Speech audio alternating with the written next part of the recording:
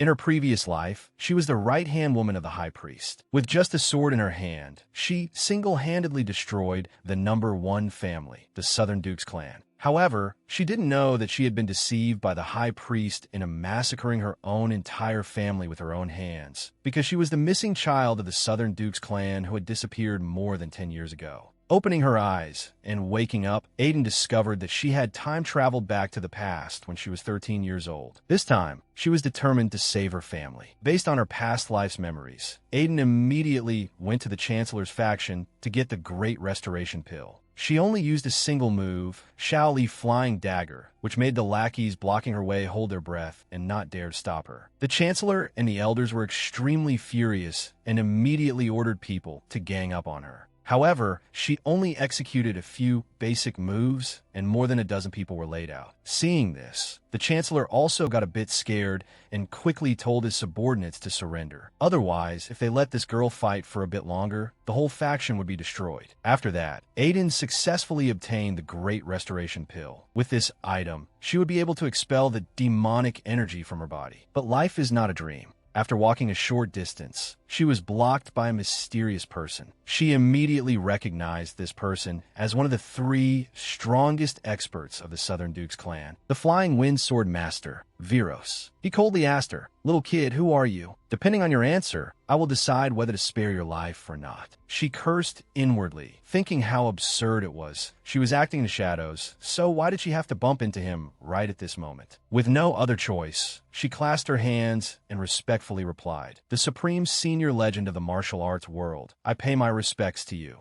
Viros frowned in surprise. "Legend?" Then he leaped to the ground. "You're a funny kid. Why would I be your senior? I've never accepted someone who emits such a repulsive aura like you as a junior." He leaned his face close to Aiden and asked, "How old are you?" "As far as I know, 13 years old." "As far as you know, you don't even know your own age?" She replied, "Due to an accident, I lost my memories from before I was 5, so I just guessed my age based on what I was told." He continued interrogating, "Where did that scar come from?" She just said, "I don't know." "Who did you learn martial arts from?" "Until now, I acknowledge the old master of the Hoa O Pavilion in Yunnan as my master." "Sounds like that's about to change, huh? Because he planned to kill me." Aiden's casual answer left Viros stunned. "The thing you're hugging to your chest could become a deadly poison to you. Even if it's dangerous, I need it to expel the internal energy within me." He asked why. "Why do you want to get rid of your internal energy?" Aiden looked up, her clear eyes looking at him. "Because if I bring this power home, my family might not accept me." "Do you know where your hometown is?" Based on a few fragments of memory that suddenly flashed by, she replied without hesitation, "Hefei, Anhui." Hearing this, Viros rubbed his chin thoughtfully. "Hefei, that's where the main estate of the Southern Dukes clan is located." A second later, he suddenly placed his hand on Aiden's shoulder, then pointed to himself and said excitedly, "I will make an exception and help you this time." Then he continued to pat the little girl's shoulder. "Don't you need a guardian to circulate your energy and regulate your breath? I will stand guard for you, so you can successfully transform." Her expression showed a hint of displeasure as she thought to herself, "You mean even though I might be the lost child, you will observe me as much as possible?" How annoying. The scene shifted to another place, where a man had a sword held to his neck. Facing the mysterious hooded assassin, Sarah, he shouted in fear, "You, what are you doing? Didn't we agree on something else?" Sarah did not answer, but just coldly interrogated, "Where's that thing hidden?" He hurriedly explained, "Hidden? What do you mean hidden? Lady Jenna of the Hoa O Pavilion received that item less than an hour ago." Describe what Lady Jenna looks like. She looks like a little girl, about 10 years old. After he finished speaking, Sarah glanced back. A group of assassins in black began whispering silently to each other. Then, the leader just coldly said, "Let's go." The whole group immediately dispersed and quickly disappeared into the silent night. At this time, inside the hall, there was only the man panting heavily after having just narrowly escaped death. His eyes became extremely anxious, and he kept muttering, "Lady Jenna." Previously, Aiden had told him, "If I leave, tell your subordinates to leave this place and run far away." Right after this, the assassins of the Hoa O Pavilion will strike. He asked, "Haven't I already given them that item? Why would they attack this place?" Aiden replied, "Because I am no longer a member of the Hoa O Pavilion. Before long, Manhwa and Shaolin will come to destroy the Chancellor's faction. When that happens, the Hoa O Pavilion will pretend to offer help to rope you in. You mean, Aiden revealed. The truth is they want to kill the Chancellor and take over the Chancellor's faction's power. Don't fall into their trap. Afterward, she also handed him a black card. Lastly, take this. In 7 days, do exactly as written on this paper. This is the only way to protect the Chancellor's faction from Manhwa and Shaolin. Looking at the card in front of him, he couldn't help but shudder. Truly terrifying. I don't know how many steps ahead she can foresee. On the other side, Viros had brought Aiden to the place where he usually cultivated. There's no clear path. The vegetation is dense, and it's hard to find. Very fitting, isn't it? She asked again, is it really okay? Her expression clearly showed disbelief. Saying you'll be my guardian means you'll stay by my side and watch over me while I circulate my energy and regulate my breath, right? I don't know the reason why you'd help a little girl you just met today. It's not even certain that I'm the clan head's granddaughter, yet you are being so dedicated. For a moment, he didn't know how to explain. Fair point. How should I put it? Then he suddenly pointed at Aiden. First of all, I absolutely hate people who exude filthy internal energy like you. Hearing that you want to get rid of it, I find it quite commendable. You also said your wish is to return to your hometown, so I find it pitiful. Don't ask for the details, kid. What's important now is your rebirth. Aiden suddenly said something that made him freeze. Thank you for finding this place and bringing me all the way here. Hearing this, the old man's face blossomed with joy. He wanted to pat Aiden's head, but she dodged it. Don't die, kid. If you need it, I can help you more. I can do it myself. You do look like you can handle it yourself. Viros crossed his arms and said, once you are reborn, fix that stiff way of talking. On the outside, you look exactly like a 13-year-old kid, but you're not cute at all. You're about to meet your parents again. If a child meets their parents after a long time and acts coldly, they will be very sad. She thought to herself, do I come off as weird? If so then. She turned her head and walked into the cave. Okay, I understand. What's your favorite food, kid? A voice echoed back. Tonghalu. The old man burst out laughing. So you do still have a bit of childishness in you. His gaze looked into the distance. Try to stay alive so we can meet again, kiddo. Inside the cave, Aiden had decided to consume the pill. Without hesitation, she popped it into her mouth. The profound internal energy surged up like an ocean. If the blood aura was a river, the pure internal energy was an ocean. Focus. No matter how good the medicinal ingredients are, they can sometimes become poison. If I fail to expel the blood aura, or if my internal energy falls into disorder, I could suffer from chi deviation. Aiden silently resolved in her heart. More, faster, fiercer. Not a single trace of the blood aura can remain. As expected of a power nurtured by blood, a trace of fresh blood trickled from the corner of her mouth. Even though she tried to brush it away, it clung stubbornly, refusing to disappear, exactly like the blood demon that had controlled her for so long. I absolutely won't let him pull my strings ever again, at least not in this life. Her mind became increasingly resolute. I won't let things go your way. Outside, Viros had been waiting for too long, so he was a bit worried. She should be out by now. Could something have happened? Like her blood channels being reversed or falling into chi deviation? Was it a mistake to let a child no bigger than a handful go in there alone? Just as he stood up, Aiden walked out of the cave. His eyes looked at her with admiration. Truly an extraordinary kid. Viros breathed a sigh of relief. Good job. You finally expelled that disgusting internal energy. Even I feel relieved. It's only because you were standing guard.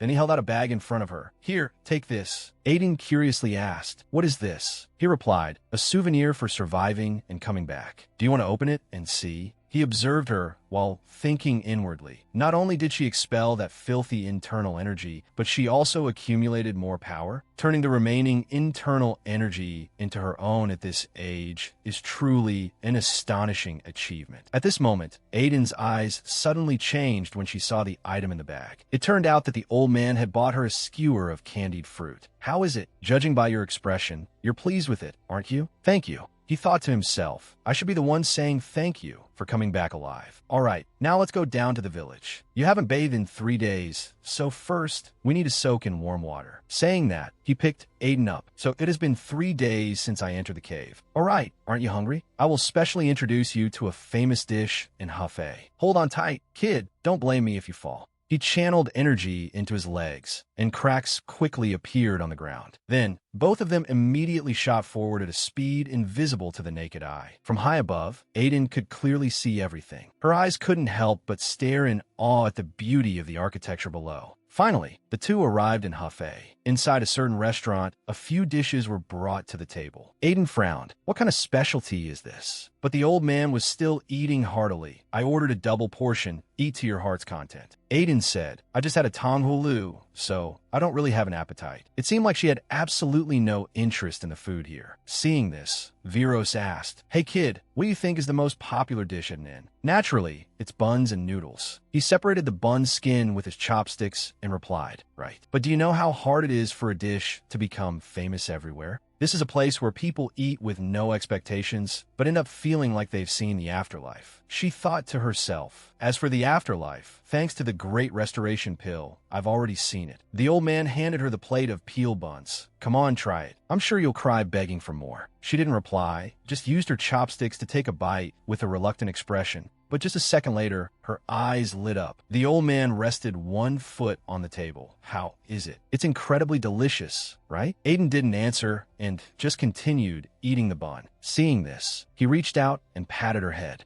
Eat slowly. I'll order more until your stomach is completely full. On the street, 3 drunk men were chatting with each other. Thanks to you, I got to eat well today. Then let's go in. On a nearby roof, Viros was standing, observing everything. He coldly asked the person behind him, Have you dealt with all those rats? The other party respectfully replied, Yes, great master. While speaking, he handed him a piece of cloth. Judging by their strength, they weren't weaklings, but I've never seen this pattern around here before. It seems I have quite a bit to report to the clan head. Let's go. He asked Viros, what about the child? Just send one person to tail her. She's not so fragile that she'll run into a major disaster just by going outside. Anyway, I'll be seeing her again in a few days. The next day, at the Southern Duke's estate, Heavenly Lake Hall, the sound of a table being slammed, along with a man's angry shout, rang out. 300 gold ingots? It's been 8 years. That child has been missing for 8 whole years, and we haven't even found a single strand of hair. Even if we increase the reward, will it change anything? This person was Veronica, the 3rd son of Kylon. None of the elders spoke up. They just sat in silence, listening to him. 300 gold ingots is enough to buy an entire large merchant guild. A person whose life or death is unknown is. Suddenly, another person spoke up. Veronica, watch your words. If Brother Ton Van were here, how heartbroken he would be to hear these words. This person was the Crown Prince, the 2nd son of Kylon. Veronica sat down with a hateful expression. To be honest, Brother is also going too far. Because of his long absence, all the affairs in the clan are shouldered by the 2nd brother. Suddenly, a roar rang out, stopping him from continuing. Veronica, that's enough. This person was the clan head of the Southern Duke's estate, the Heavenly Dragon Sword Emperor, Kylon. Facing his father, Veronica could only bow his head. Kylon sat on the presiding seat and spoke. You are right. Your brother has been gone looking for his daughter for 8 years. Because your brother has been wandering outside, it is a fact that the position of young clan head has been left vacant for so long. So do you resent your brother? Veronica replied, It's not resentment. I just think it's time for him to come back. If it were your daughter who went missing, would you still be able to say that? A child whose fate is unknown. Can you tell yourself to just give up? Veronica clasped his hands and bowed his head. I was short-sighted, father. Don't just spew nonsense simply because your mouth is open. Yes. He rubbed his forehead as he thought to himself, how troublesome. Veronica is surely not the only one dissatisfied with this situation. Someone might be taking advantage of his impulsive temper to convey their own intentions. No, I'm certain of it. His fingers kept tapping on the armrest. I can't just let this dissatisfaction fester. How should I handle this? Just then, someone's voice rang out, reporting, the child has just stepped through the clan gates. It turned out that person was none other than Viros. Hearing this, Kylon immediately ordered, everyone step down. Inside another room, Viros was talking to a middle-aged man. Hey, Flying Wind Sword, has that child finally arrived? Yeah, a kid who is both cute and difficult to deal with. She's almost here. This person was the head steward of the Southern Duke's estate, Che. It seems the meeting ended abruptly because of her.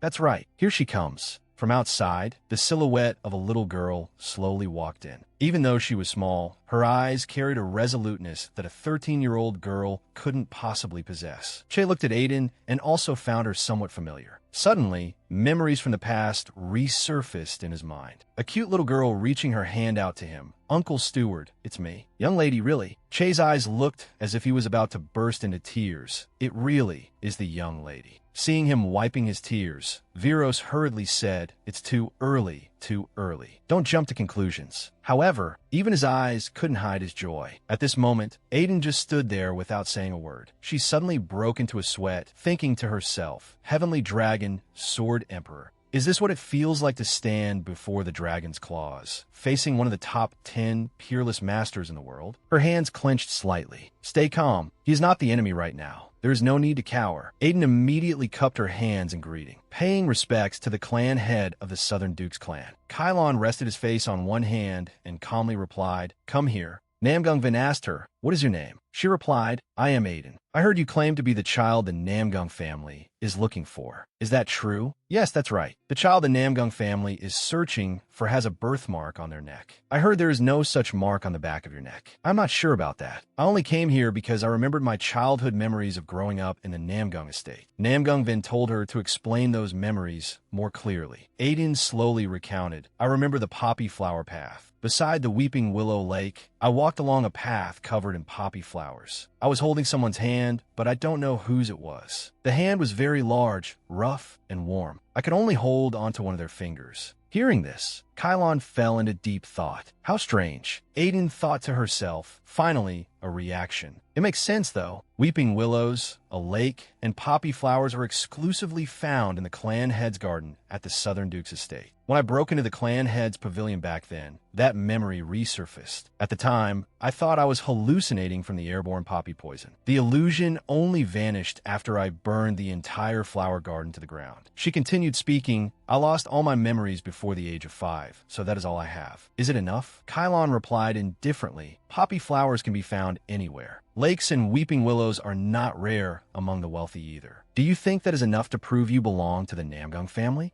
But Aiden's next word surprised the Martial Hall Master and Namgung Van. "I did not understand. Isn't it the Namgung family who is searching for the missing child? Then why do I have to prove my own identity? I thought by coming here, you would have a way to prove it for me. Isn't that right?" Hearing this, the two older men felt it made perfect sense. Even Kylon could not refute it. The Martial Hall Master couldn't help but get angry. How dare this girl speak like that? Clan head, she didn't mean it. However, Kylon suddenly let out a hearty laugh that echoed throughout the great hall. "All right, little girl, you are right. The way to prove your identity lies here within the Namgung clan, but it is difficult to do so right away." Hearing this, the two older men breathed a sigh of relief. Thank goodness the clan head isn't angry. If you want to prove it, you'll have to wait a few days. Will you accept that? Aiden answered confidently, "Yes, I will wait." Arranged a room for the girl to stay in for a few days. Within the Southern Dukes clan, the Heavenly Guest Courtyard was a place exclusively reserved for the most honored of VIP guests. Nearly a year after receiving its last guest, the clan head quietly ordered the Heavenly Guest Courtyard to be opened for a new guest. The identity of this guest was Child. The man walking behind her was Namgung Dam, the Outer Hall Master of the Southern Dukes clan. Previously, Namgung Van had instructed him, "Do not ask who the esteemed guest is or why they have come to the Namgung estate. You must absolutely not dig into anything regarding this person." Namgung Dim thought to himself, "I was told that, but I didn't expect the esteemed guest to be a child." Even when the guest is not in, the room is still cleaned and the bed sheets are changed 5 times a day. If you need anything, please tell the maids. The Inner Hall warriors of the Namgung clan are guarding the Heavenly Guest Courtyard, so do not worry about your safety. I heard you haven't eaten yet,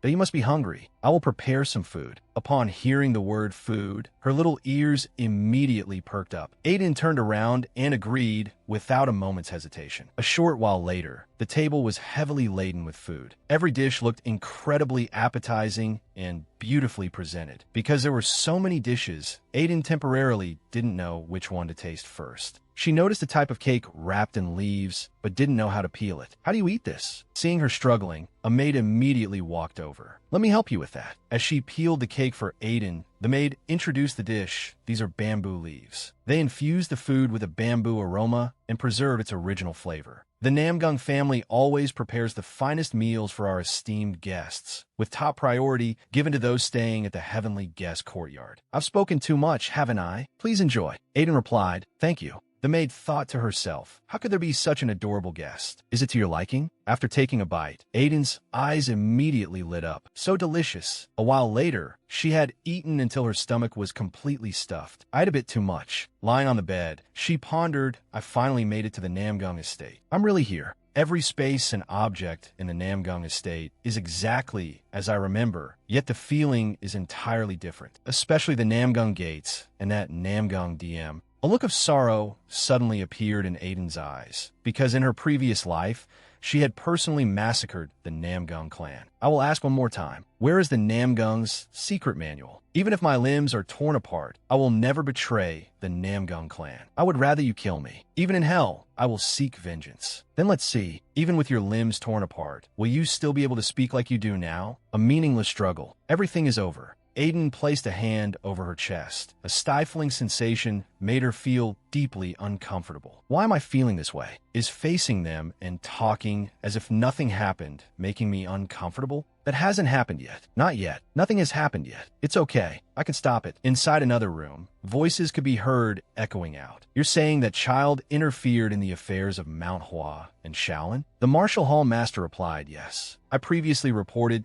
that Manhwa and Shaolin seem to be secretly trading the Great Restoration Pill. The situation is more complicated than we thought. He raised a hand to scratch his head. The men from the Black Cloud Gang are nothing, but that child alone turned everything upside down inside. You understand, right? The problem is, how did they defeat the elites of Manhwa and take the Great Restoration Pill? The Black Cloud Gang's strength is insufficient. There must be another faction involved. At this moment, clan head Kylon was still resting with his eyes closed, not saying a single word. The Martial Hall Master waved his hand back and forth in front of his face. Clan head, are you listening? Namgung Van thought to himself. Did he realize something just from hearing the report? The Martial Hall Master assumed, well, this is an affair involving a major power that firmly controls Shangxi and Hunan, so it's only right for him to be cautious. If it's the clan head, he definitely has a solution. However, Kylon's next words left the two men speechless. When she was born, someone said she looked like me. At the time, I didn't see the resemblance at all, but now that she's grown a bit, I understand. The Martial Hall Master thought to himself, I thought he was pondering some serious matter, but it turns out he's just missing his granddaughter. Clan head, actually, you can't really call her grown yet. No, it is still too early to be certain she is your granddaughter. Honestly, since you yielded the heavenly guest courtyard to her, I felt it was a bit excessive. Kylon picked up his teacup. Even sharing a single cup of water can forge a lifelong bond, let alone our own flesh and blood. How could I not recognize her? Namgung Van was slightly confused and asked, then you mean? Kylon replied, saying the heavenly guest courtyard is excessive is incorrect. On the contrary, it is far too little. Right. Have you investigated the Hoa O Pavilion? The Martial Hall Master reported, after handling the pursuers, I dispatched men to Yunnan. There will be news soon. Kylon suddenly asked the two of them, is it possible that Child has another motive? The Martial Hall Master frowned slightly. It is hard to say. I want to believe she is innocent too, but she was the young master of a mysterious faction called the Hoa O Pavilion. Even if she truly carries the Namgung bloodline, who knows if her heart aligns with the Namgung clan? Who knows if her claim of wanting to return home is false? However, abandoning hard-earned inner energy is not an easy decision. Honestly, if I were that child, I wouldn't have been able to do it. He confidently asserted, if she gave up that power to choose the Namgung clan, then she certainly couldn't have any ulterior motives. Namgung Van countered, you traveled with her and developed a soft spot for her, didn't you? He pursed his lips and explained, what soft spot? Nothing of the sort. You just happen to like her quite a bit. Namgung Van continued, if you still cannot completely trust the child, why not ask her directly about the incident at Mount Hua? It just so happens there is a tradition where the clan head treats the guest of the heavenly guest courtyard to a meal. It's a good opportunity. We can decide whether to trust her later. The Martial Hall Master sighed helplessly. I already told you it's fine to trust her. Honestly, hearing this, Kylon couldn't help but smile. Just having a meal with my granddaughter. I'm truly looking forward to it. Inside her room, Aiden was still diligently cultivating. Even though I already felt it in the cave, the inner energy of the blood demon art has a completely different texture. A pure stream of energy flows through my entire body, making all my acupoints feel refreshed. My current realm is only at the second-rate level, but compared to the frenzied aura that wanted to rush out in search of the scent of blood in the past, it is much easier to control. I reached the profound realm in my previous life, so I can definitely reach it faster in this life. No, I absolutely must reach it, she thought to herself. Without formally learning the Namgung mental cultivation method, I cannot arbitrarily increase my inner energy. At the very least, the 3 people I met at the Heavenly Lake Pavilion today would find it suspicious if my inner energy suddenly spiked. No matter how impatient I am, I cannot break a trust one have yet to fully earn. Pretend I don't know the things I researched in my past life? How troublesome. As soon as Aiden opened the door to step out, she met the maid. Do you need anything? She asked the maid. Is there a martial arts training ground here that I can use? There is a private training ground within the Heavenly Guest Courtyard specifically for our esteemed guests. Shall I take you there? Not a private one. What about somewhere else? The maid bowed her head and replied, guests of the Heavenly Guest Courtyard are free to use any training ground in the outer hall. Let me guide you to the nearest one. No need, I can go by myself. She thought to herself, if I can't practice inner energy, the only option left is to train my external martial arts. Instead of swinging a sword alone in a private training ground, it is better to blend in with the crowd currently practicing. If I accidentally use the Namgung sword techniques, I could just say I mimic them by sight, to let an outsider see part of their training process. Even if they are just exposing the outer hall's basic sword techniques, the Namgung clan sure is guts. The training ground of the Red Dragon Squad, one of the 6 martial forces. The disciples of the Namgung family were intensely focused on their training. The first stance of the representative sword technique, each movement was rhythmic and powerful. Aiden observed and evaluated them. These people are the deep roots that support the Namgung clan, the starting point from which the Namgung cultivates its future strength. Every sharp, powerful movement bears the mark of countless repetitions of training. But this is not a sword. They have merely memorized the movements, not the sword itself. Having never been in actual combat, if they went to the battlefield, they would probably die before even executing their sword techniques. Thinking of this, she let out a helpless, bored sigh. They still have a long way to go. I should just focus on my own training. Just as her hand was about to touch a wooden sword on the weapon rack, someone suddenly shouted, "Hey, over there!" A man stepped forward and asked, "What do you think you're touching so casually?" Too bad, these things aren't toys for children to play with. But those kids over there are practicing too.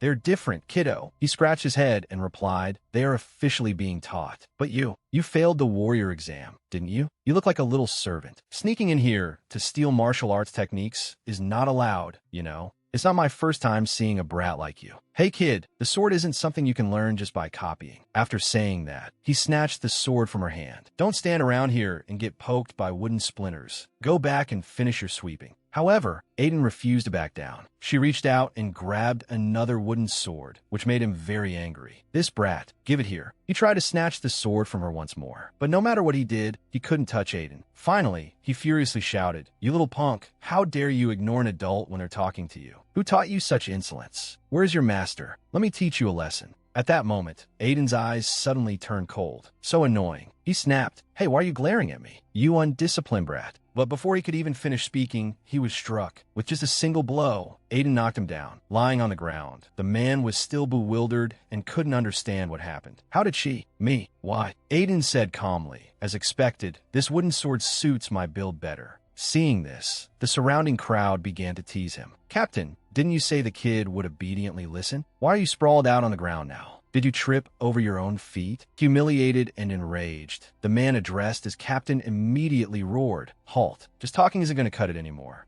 The captain quickly grabbed a wooden sword from the rack. This time, he was truly furious. "Today, I will teach you what manners are." The captain shouted and lunged toward Aiden at a rapid speed. Unexpectedly, Aiden was even faster and dodged his attack. Then, seizing the opportunity, she struck his right leg with an incredibly decisive movement. It didn't take long for the captain to fall into a disadvantage. Finally, the sword in his hand was sent flying by Aiden. The entire training ground instantly fell into a dead silence. The surrounding crowd was so shocked they couldn't believe their eyes. How is this possible? Isn't this too one-sided? How can this even be called a spar anymore? Aiden rested the sword on her shoulder and asked the captain, "Do you still want to go?" Then she returned the sword to him. "Don't underestimate me. Use your full strength." The captain took his sword back, but his eyes had completely lost their previous confidence. However, as a swordsman, he would not refuse any challenge. "Fine, let's see what you've got." Aiden thought to herself. His gaze has finally changed. He's instinctively starting to gauge his opponent's true strength. The Namgung clan is very powerful, but the truly strong ones are only the clan head and a few experts. Not every Namgung martial artist is strong. In other words, the Namgung martial artists are sheltered under the Namgung name. With no enemies, complacency is bound to breed. Too much complacency will dull both the sword and the mind. Actually, I'm quite curious myself. Can their minds be sharpened into a freshly forged, razor-sharp sword? Can I heat and forge? But these people who have drowned in peace into sharp blades, do they have the will to change? At this moment, the onlookers were so astonished they couldn't utter a word. Is it even allowed? The captain's sword hasn't landed a single hit. Very quickly, the captain's hand was struck by her sword. Aiden analyzed, using more strength doesn't necessarily make for a better attack. First, you need to know how much power you can actually control. Of course, you must also pay attention to speed and the angle of the strike. As she attacked the captain, she continued to explain, "When you overexert yourself, your body stiffens. When your body is stiff, you cannot swing your sword as you wish. And one more thing." Very quickly, the captain was struck again, this time on his left leg. Seizing that opportunity, Aiden unleashed a full-powered swing. The captain was instantly blown away by an irresistible force. When the dust settled, it revealed the figure of the captain, still firmly gripping his sword. However, the ground beneath his feet had left 3 deep indentations. Aiden stepped forward and said, "Your lower body strength is weak, so your center of gravity is broken. Once your center of gravity falls, of course you will be continuously knocked down. The ground will not shake as long as I stand firm." After speaking, she felt a bit annoyed and thought to herself, "I don't know if this guy understood or not. It's hard to continue training here. I'll take my leave." The captain stared unblinkingly at her back. Just who exactly is that kid? After that, Aiden left the training ground. "I'm only drawing everyone's attention. I should have just used the Heavenly Guest Courtyard's martial hall. This much advice should be enough. Whether they become worthy of the Namgung name or not is up to them. I still haven't fully controlled my strength. Thinking about it, since returning to the past, I haven't truly rested. This child's body is so weak. Let's just return to the Heavenly Guest Courtyard today." While lost in thought, Aiden suddenly felt her body lose its strength. It seemed this fragile body hadn't yet adapted to her power. But before she could fall, someone caught her. The martial hall master saw Aiden's condition and asked worriedly, "Hey kid, what's wrong? You don't look so good." She replied, "I'm fine, just a little dizzy." But the martial hall master suddenly picked her up. "Put me down." "What do you mean fine? If you're sick, we need to know the cause. Where are you going?" He smiled and replied, "At times like this, we need an expert's diagnosis, kid." The two quickly entered a room. "Hey, take a look at a patient." "What? Is nobody here again? I told them to watch this place carefully." "Kid, wait here for a moment." "Yes." Aiden evaluated the room. As expected, Namgung is still Namgung. The quality of the medicinal herbs is excellent, and the medicine hall master's skills must be great. The medicine hall master. I don't think I met them in my previous life. When Namgung collapsed, did they run away? Well, that makes sense. The medicine hall master is often not a clan member, so leaving is understandable. They aren't blood relatives, so why would Namgung keep them? At this moment, a foot stepped into the room. "Oh my, is such a cute little lady here?" Hearing the noise, Aiden quickly turned around. A beautiful woman was smiling, her eyes curving as she evaluated her. "Look at those big round eyes." She asked, "Hey, who are you? You look so unfamiliar." Aiden was startled and took a step back,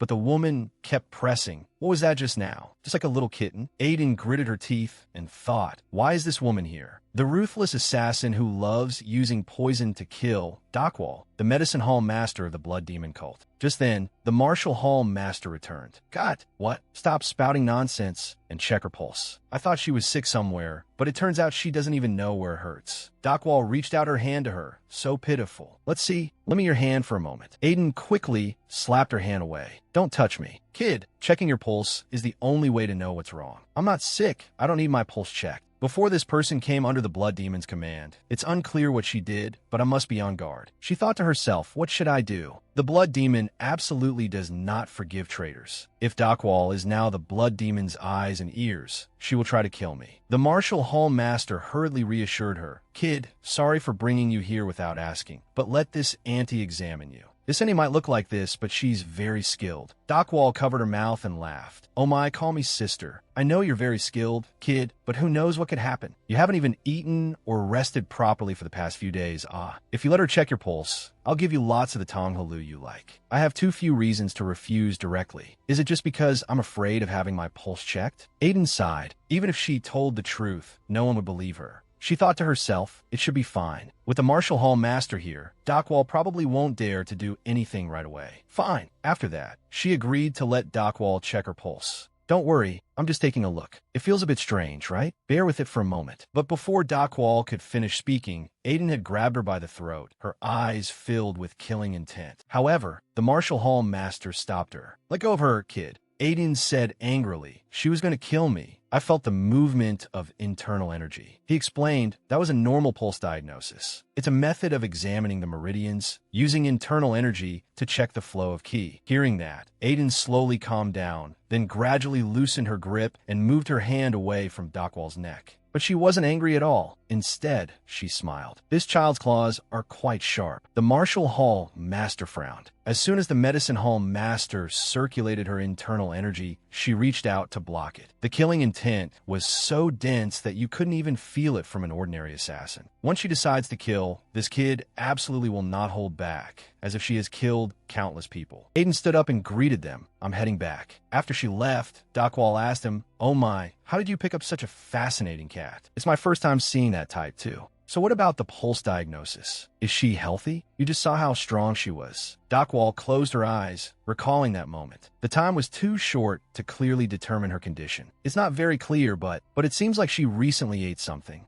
Turns out you didn't get to sit in that position for nothing. What? I used to be the Emperor's royal physician, you know? Probably just an underling. Same thing. She said, that little kitten. Bring her here again next time. I need to examine her more carefully. What? Her eyes turned serious. There's something about this child, like she's about to explode. The scene shifted to a closed room, where two women were talking to each other. It was Aiden and Dakwall in their previous lives. Aiden asked Dakwall, I heard you killed members of the Blood Demon cult again, didn't you? Dakwall brought a smoking pipe to her lips. Did you come just to nag about that? I remember telling you last time that this is just a light hobby of mine. This is nothing worth making an issue over, right? Even the blood demon didn't say anything, right? Aiden replied, because you are one of the 12 moons. Exactly. I swore loyalty to the blood demon as one of the 12 moons. Even though my martial arts are inferior to the 6 blood masters, I was granted a moon tablet card with his blood and the unique blood arts technique. Must I be reprimanded just for killing some small fry? Aiden replied, I just mentioned it because I remembered it in passing. I heard you used to be from the Orthodox faction. It's hard to believe. Are you praising me? Why did you join the unorthodox cult? Who knows? Dakwall's eyes became dangerous. Because there was someone I wanted to kill, maybe? Back to the present. Aiden was quietly watching the school of fish in the pond. She thought to herself, I wonder who Dakwall wanted to kill so badly. At that time, I didn't care much, so I didn't ask. If I had known we would meet again here, I would have asked. Kylon appeared from behind. You look like you're deep in thought about something. Are you troubled by something difficult to speak of? Aiden bowed respectfully. Greetings to the Namgung clan head. I was just enjoying the beautiful garden, so my mind has become more peaceful. That's good. I heard about it. Yes, the people from the Red Dragon Squad pointed their swords at you, didn't they? It seems that boy's competitiveness crossed the line. She replied, since I wasn't hurt, I hope you will let it go. Besides, they only pointed wooden swords. A sword wielder must be cautious before swinging whatever they hold in their hands. That is a martial artist who still lacks the temperament to control his inner self. I didn't feel scared, either. His internal energy was solid, but strength isn't only determined by physical power, as you well know. He smiled and replied, yes, you're right. I once wished you were my granddaughter.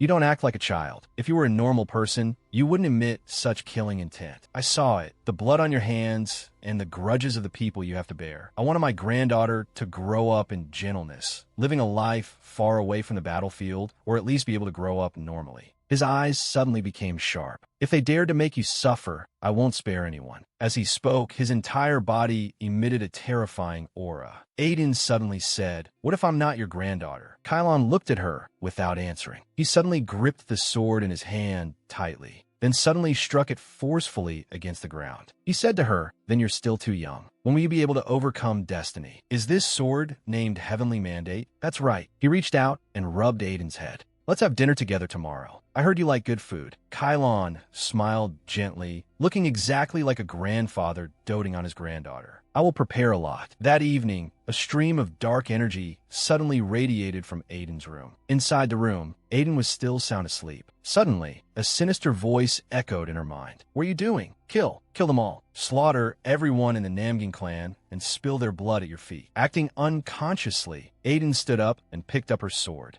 From outside came the voice of maid calling out, "My lady, do you need anything?" In Aiden's mind, that voice grew clearer. "Bring their blood to me." The next day, these three old men were discussing matters in the study. Would it hurt you to speak a bit more gently? Tearing them into pieces and slashing them to dust isn't enough. Oh my God, you don't even watch your words in front of child. Why did you bring the bed into this? Are you trying to show off how strong you are? I just wanted to reassure her because my granddaughter was worried. Reassure what? It's a miracle you didn't scare her to death. Kylon glared coldly. Something feels wrong. There's the smell of blood. The three of them immediately headed to Aiden's room. Seeing them, the maid hurriedly bowed and greeted, "Greetings, clan head." Seeing a bloodstained cloth in her hands, he asked, "Whose blood is this?" The maid answered honestly, "This is the blood of the esteemed guest from the guest courtyard." By this time, the three had entered the room. Fortunately, Aiden was only lightly injured. "I couldn't sleep, so I was practicing martial arts and accidentally injured myself. It's not a severe wound. I apologize for making you worry." Kylon asked, "I have set up a soundproofing barrier so no one can hear, so you can tell the truth." "What happened?" "Nothing really happened. I was just careless with my sword." He suddenly grabbed Aiden's hand. As he spoke, he gently tended to her wound. "The bleeding still hasn't stopped. I believe you, so you must believe me too. As long as you are at the Namgung estate, I will protect you, understand?" Slightly stunned, she replied, "Yes, I will keep that in mind." It seems the medicine hall master has arrived. Leave the rest to her for treatment. See you tomorrow at dinner. She gently rubbed her wrist. Kylon, of course, he knows this wasn't an accident caused by carelessness. How long will he turn a blind eye to this? Could I even explain it? When I regained my senses, I was already holding a sword. If I hadn't quickly slashed my own hand, this blood would have belonged to someone else. The voice I heard while unconscious was definitely the blood demon's. My body acted according to the blood demon's orders. Sweating, she thought to herself, "Damn it. The only person who can identify the type of curse placed on my body. No matter how I think about it, there's only one person." Dockwall peeked her head into the room. "Little kitten, I'm coming in." Smoke from the incense burner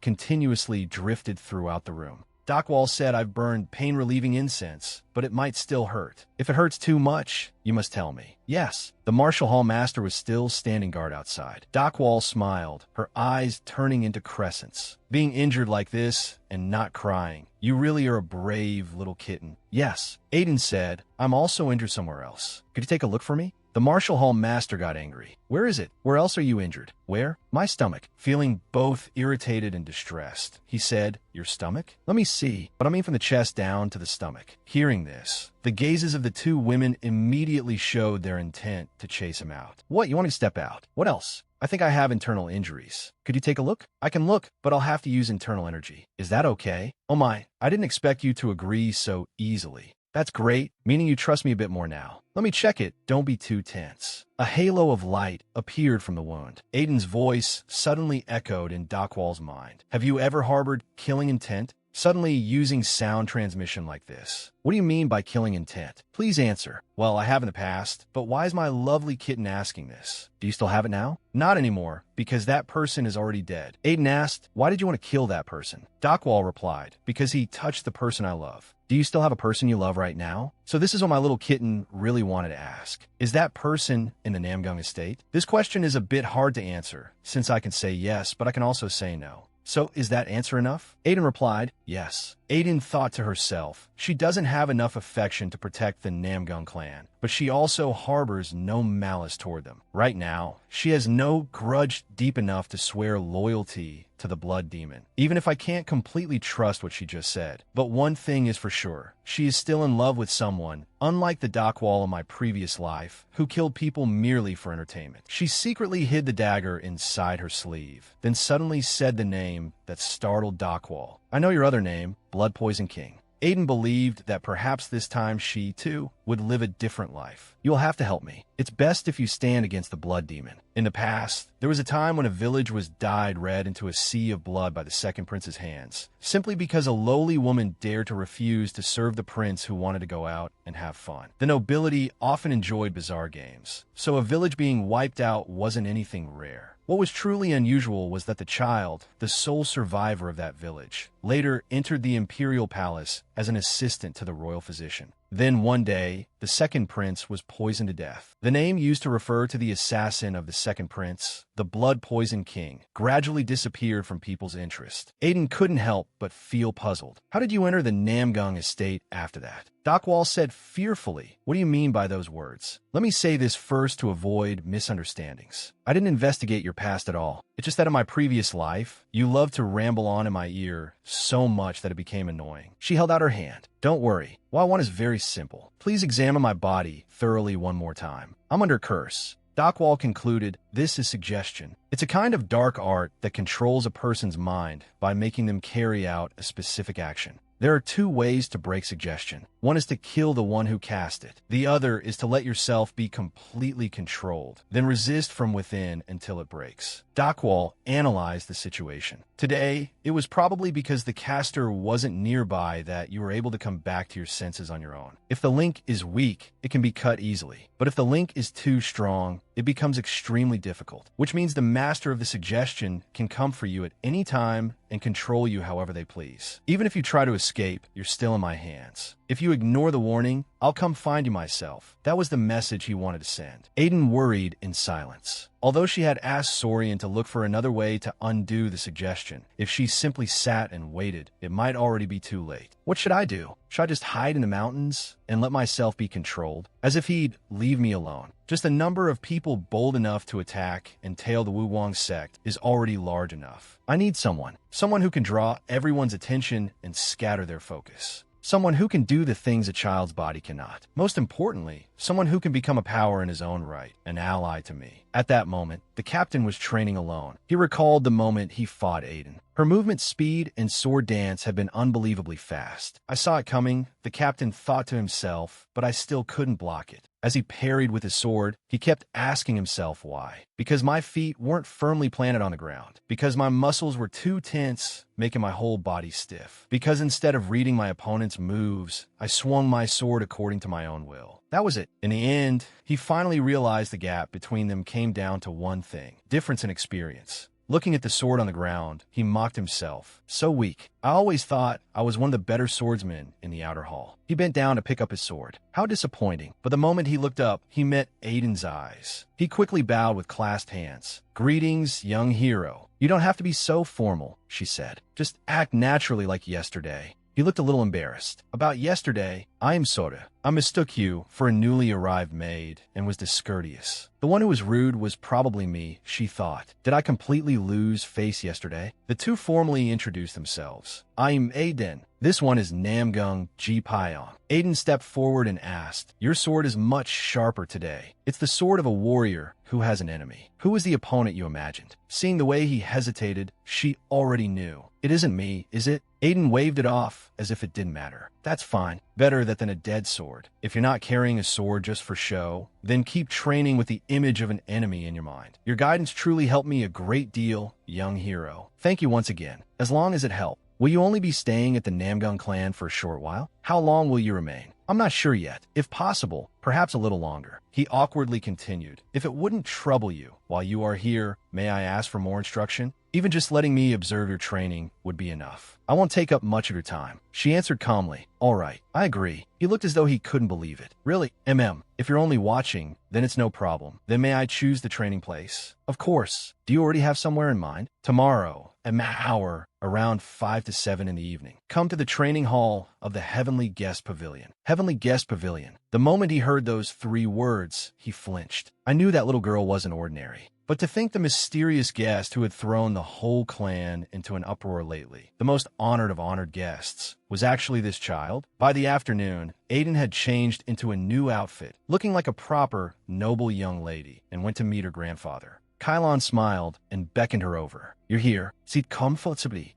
All the servants had withdrawn. There's no need to be uneasy. She sat down and answered softly. Thank you for your consideration. You must be hungry. Go on, eat. This is the first time I've ever seen someone use top-grade spiritual medicine like this. Then he asked, how are your injuries? Do they still hurt? No, I've never been very sensitive. What do you mean, not sensitive? As she ate, Aiden said, when I was 5, I almost died. Back then, someone forcibly infused internal energy into my body to save my life. Because of that, I lost my memories and also lost my sense of feeling. By then, her mouth was already stuffed with food. So delicious. Is this why the descendants of great families all have such glowing faces? Because they only eat fine food like this? Kylon suddenly asked, the one who saved you, was it the Lord of Hoa, O Pavilion? Yes, that's right. Then why did you betray him? Because I believe that same person was also the one who wanted me dead. She spoke with certainty. The Namgun clan cannot defeat them. If you confront them now, the Namgun clan will not survive intact. Kylon asked, are you telling the truth? Yes. Then I'll move personally. She asked again. Even so, what if 3 of the 10 strongest experts in the world appeared together? They could kill half of the high-ranking leaders, but preserving their own lives would be difficult. If it were 5, they could destroy Hoa O Pavilion, but they still wouldn't be able to kill the Pavilion Lord. Kylon frowned. That sounds absurd. His gaze sharpened. Then tell me, just who are they? Aiden did not answer. Instead, she dipped a finger into the tea in her cup, then slowly wrote 2 words on the table, restriction. Then she raised her hand to her mouth and looked at him seriously, showing that she was being forced into silence and could not speak. When he learned the truth, Kylon jolted to his feet. He was so alarmed that sweat broke out across his forehead. Restriction? Isn't that the demonic technique where if even the slightest bit of information is revealed, the blood points explode, blood pours out, and the victim dies instantly? I thought they were just some ordinary black market faction. I never imagined they had been quietly holding a blade to the Namgun clan's throat all this time. A storm was coming, Kylon asked. Then why has no one known of this terrifying force until now? She answered, because there are people hiding their existence and blinding everyone to it. Understanding dawned in his eyes. An insider? Aiden lowered her gaze. Do you still believe me now? I'll ask just one more question. Why did you return to the Namgun clan? She looked him straight in the eyes. To stop the Namgun clan from collapsing. Because I, too, am one of the Namgun clan. Kylon slowly closed his eyes and let out a long sigh.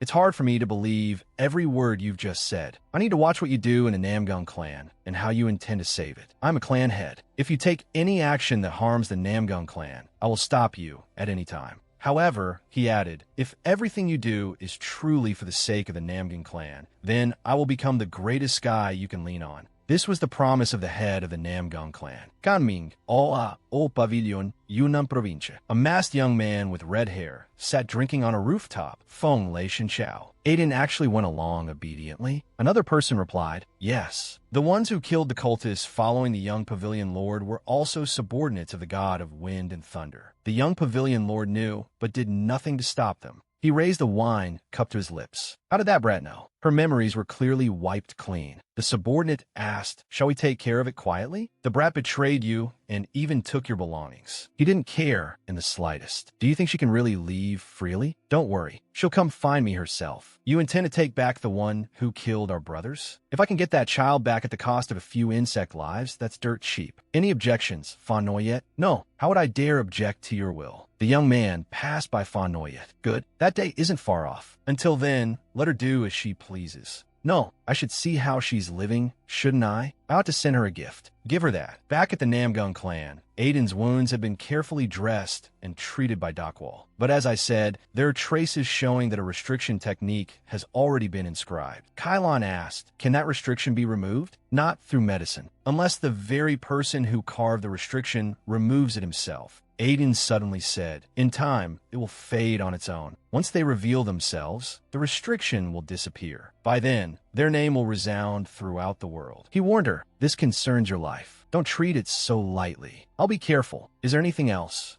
her sense of feeling is dulled. I'm sure you know how dangerous it is for a martial artist not to feel pain. Such a person loses the measure by which they know how badly they're injured or how much longer they can endure. If one cannot recognize the warnings sent by the senses, then in the martial world, where life and death are decided in the span of a breath, how are they supposed to survive? And is there anything else? This child's bloodline is unstable. I heard the internal energy she once had was expelled from her body. That is likely the cause. He suddenly moved behind Aiden. Sit still. I'll use my internal energy to examine your body. A stream of power spread from his palm, slowly gathering until the phantom image of a true dragon began to take shape. He said to her, "You endured an unbearably long journey to return. 8 cruel years. Welcome home. If only you could have met your father again in better health. What a shame. Strange." Just then, someone shouted loudly, "Young master, this servant has yet to report to the clan head. This fool really doesn't know how to pick his moment. He must have arrived today." When Namgang Van saw who had come, he froze. Young master. Aiden's eyes instantly locked onto the figure before her. This was her father, the final sword of Namgung she had killed, Namgung Tan Van.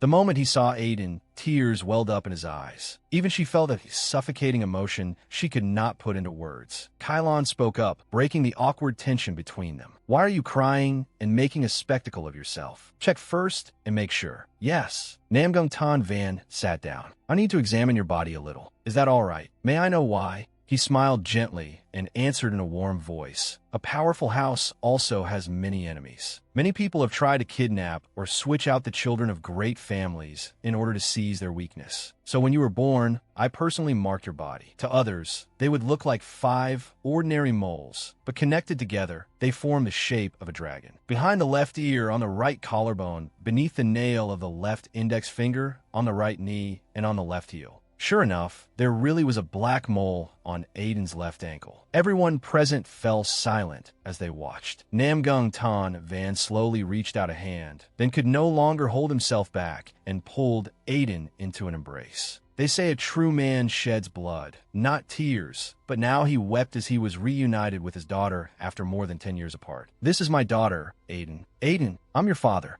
Hearing her father's sincere words, Aiden was moved and hugged him tightly as well. "You've grown so much." In the room, Namgung Tan Van was gently washing his daughter's feet. "As I saw earlier, your feet are covered in wounds. There isn't a single place that's whole." Her father's eyes were red, but he did not look embarrassed. On the contrary, he seemed happy. Aiden thought to herself, crying and smiling at the same time, "My old man really is impossible to understand." Namgung Tan Van suddenly called out, "Aiden, do you know why your name is Aiden? Snow is the most beautiful flower heaven sends down, and on the day those pure white blossoms covered the world, you came to us. The name Aiden was given by your mother. That woman loved you very much, more than words can say. You may not remember your mother anymore, but she always loved you from 8 years ago until now, even after returning to heaven. Never forget that truth." He folded his arms and smiled kindly. "I'm truly happy that you've come back. I'm very happy to be back too. Tomorrow, would you like to take a walk through the streets with me? Tomorrow, I want to show you the streets of Hefei again, the ones you used to run through as if they were your own front yard." She thought to herself, "But tomorrow I want to learn the Namgung mental art. When you were little, there was a Tonghalu shop you really loved. Don't you want to go there?" Hearing that, she instantly changed course. "Since I am Namgung Tan Van's daughter, then in this life I should fulfill my duty as a daughter." A voice came from inside the room. "Yes, all right." At the separate residence of second young master Namgung Tan Hai, Namgung Tan Hai asked his subordinate while writing, "According to the servants, the guest staying at the Heavenly Guest Pavilion is a little girl?" "Yes." The information has been confirmed multiple times. It's highly reliable. This man was Namgung Ho Lak of the Yellow Dragon Squad, one of the 6 martial squads of the Namgung clan, an organization made up of fighters capable of combat. The 6 squads were Yellow Dragon, Azure Dragon, Red Dragon, White Dragon, Black Dragon.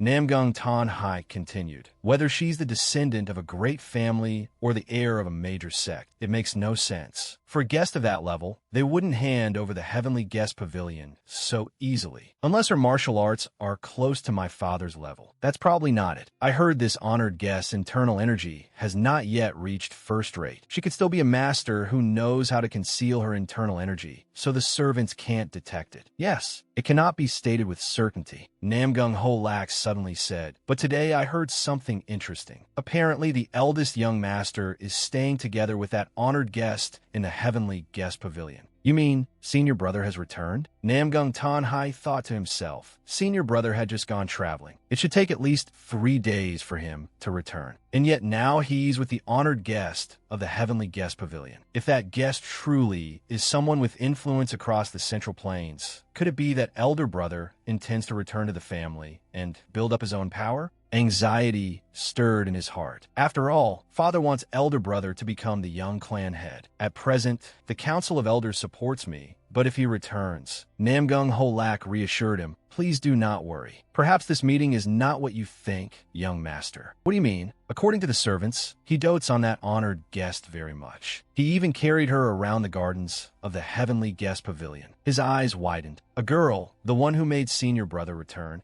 Could it be he has found Aiden? Namgung Holak replied, the eldest young master will return to the clan sooner or later. You cannot just sit and wait forever while the position that should belong to you is taken away. Act before the eldest young master has the chance to secure his footing. 3 of our martial squads will back you. The next day, Ji Pyong trained with Aiden again. At the moment, he was sprawled on the ground, so exhausted he could barely breathe. No, I can't take anymore. She walked over and asked, you're already complaining with only 50 gun? He shouted angrily. Only? Arms and legs combined. That's 200 gun, 500 gun, and you won't even let me use internal energy. Who could stand practicing swordsmanship like this? She widened her eyes innocently. Don't people in a Namgung clan train like this? Who trains like that? No wonder you're this weak. I am not weak. But the next words out of her mouth were like blades stabbing straight into his pride. You keep dropping your sword, and the slightest opening sends you sprawling. Looking closely today, I can see that big mouth of yours is all you've really got. Seeing him wilt completely, she snapped in irritation. How long are you planning to lie there? He suddenly raised a hand. Fine, you don't have to be that harsh. I get it. I'll do it. Though utterly exhausted, he still forced himself to say, I can. Keep training. But only moments later, he regretted it. Why on earth had I said that? The longer it went on, the heavier the weight pressing down on him became. Why are you telling me to stop in the middle of a thrust? How long has it been already? How much longer? No, I'm going down. But then, all at once, his body suddenly felt much lighter. It turned out Aiden was standing beside him, supporting his sword with one hand. Well, feels lighter now, doesn't it? But when he looked more carefully, she was supporting it with just a single finger. He asked, it feels like the weight disappeared. What did you do? I distributed the weight of the heavy object throughout your whole body. You have plenty of strength, but you have a bad habit of using it all at once. Even a dangerous attack loses momentum if a fight drags on. Charging in with everything you have isn't always the answer. Her eyes resembled those of a beast stalking its prey. When you face a difficult opponent, that's exactly when you need to be more cautious and wait for a chance to counter. Until that chance comes, your body must be able to lessen the burden of your own strength. A balanced body. Learn to spread your strength evenly through your whole body like this. Aiden suddenly let go, causing Namgung Ji Pyong to lose his balance and slam face first into the ground. That's enough for today. He cupped his hands respectfully. Thanks to your guidance, young hero, I'm truly grateful. Because of you, I've gotten a taste of the level I want to reach. Are you all right? I'm tired, but I realize this is necessary training, so I'm fine. I never imagined carrying weight could mean so much. She smiled and replied, now that you understand, get used to it. At the very least, you should be able to lift 50 gun with one hand easily. He hesitated for a moment before asking, if I may, how much can you lift, young hero? Right now, around 300 gun. I still have a lot more training to do. He thought to himself, 300 June. That's like 1200 June by ordinary standards. Is it even possible? Starting tomorrow, if there are any martial artists who want to train, bring them along. Training together gives people more drive, and they can encourage each other. Are you sure? Of course. This is all for building the Namgung clan's foundation. Ji Pyong looked at her with admiration. Just by touching the sword, she can control its weight. How terrifyingly skilled must she really be? She must be a master who's reached the realm of becoming one with the sword. And yet she doesn't mind taking the time to teach street martial artists like us. This is a rare chance for all of us to grow stronger together. I will. I'll definitely bring them. And if I bring them, I'll bring a lot. He raised his hand excitedly and declared, yes, a whole lot of them. Amid the bustle of people coming and going, Namgung Tan Van was strolling through the city with Aiden. It's crowded here, so hold father's hand tightly, all right? Yes, we should eat first. Is there anything you want? Something I want to eat. She looked up and said, I know a really good restaurant. Let's go there. Before long, a steaming hot bowl of noodles was set on the table. Buns and thin noodles. I like this too. Thanks to you, it's been a long time since I last had the chance to enjoy it again. Before eating, she politely passed him a bun. Please eat, father. Thank you. I'll enjoy it. Yes. As she ate, she thought, so now I understand why Fong Lei Shun Chao liked this place so much. How can it be even better than the food at the Namgung clan estate? Her gaze stayed fixed on the glistening buns. Why didn't I know about this place in my previous life? Did they make a lot of money and then close up shop? No, it feels like this place didn't even exist then. Namgung Tan Van gently patted her head. You really do eat well. Grow up big and healthy. As the two were eating, an angry voice suddenly rang out. When did we ever say we weren't going to pay?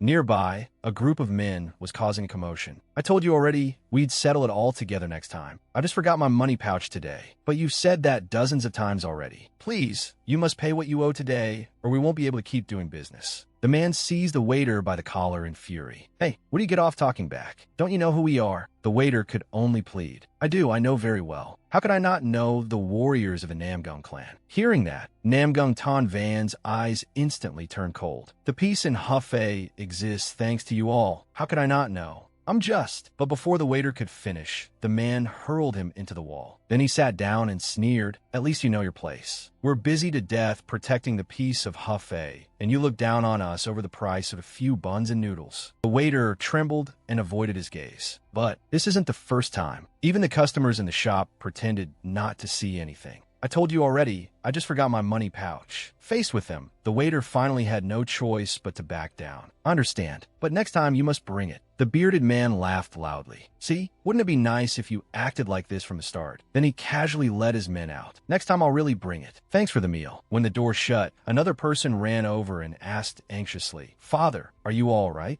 We can't let this go on. We should report it to the authorities. Forget it. They're warriors of the Namgung clan. Do you think the authorities would take our side? Namgung Tan Van suddenly rose to his feet. Aiden, keep eating. Father will be right back. Stay here, all right. She thought to herself, he's pretending not to notice, but he clearly stationed guards over there in the corner, so I can't go anywhere. Is he going to punish those men? He definitely won't let them off. They dared abuse the Namgung name right in front of Namgung. As the door closed, she wondered, how will he punish them? Sometime later, Namgung Tan Van returned. He told his daughter, I found out their names and who their subordinates are. I ordered them back to the clan to reflect on their actions. And I docked 3 months of their wages and gave the money to the owner. And then, what do you mean, and then? That's all, she asked in surprise. You're not cutting off their hands or slicing out their tongues? Her words startled the older man. Their hands and tongues. She said calmly, if they dared use martial arts with malicious intent, then their hands should be cut off. And if they used their tongues to tarnish the clan's reputation, then their tongues should be cut out, shouldn't they? She thought that if this had been the Blood Demon cult, it never would have ended so mildly. But the Namgung clan was a righteous sect. Namgung Tan Van replied, no cutting off hands and no cutting out tongues. Why not? If we cut off their hands, they'd never be able to hold a sword as martial artists again. If we cut out their tongues, they'd never be able to eat or speak properly for the rest of their lives. That's what punishment is. But they should be given a chance to repent, shouldn't they? I see. With that, the matter ended, and the two returned to their meal. But the way Namgung Tan Van looked at Aiden had changed slightly. After finishing lunch, father and daughter went for another walk, and along the way, Aiden bought herself a skewer of candied hawthorn. At that moment, a roadside vendor called out, Sir, you have a truly sharp eye. I just got a very beautiful item in today. Namgung Tan Van asked Aiden, would you like to look at this bracelet? I already bought you a hairpin. After all, wouldn't buying just one be a little disappointing? She let out a helpless sigh. Flowered shoes, rings too, and he still thinks it suits me. She thought to herself, this old man is such a bother. He's even ruining my appetite. Suddenly she called out, Father. He turned to her with shining eyes. I need to use the bathroom. Is there a latrine nearby? A little while later, Aiden was inside another room. Renting a guest room will do. This will make it easier for me to move around. I wonder how much time I have. If the guards realize I've disappeared, it'll be troublesome.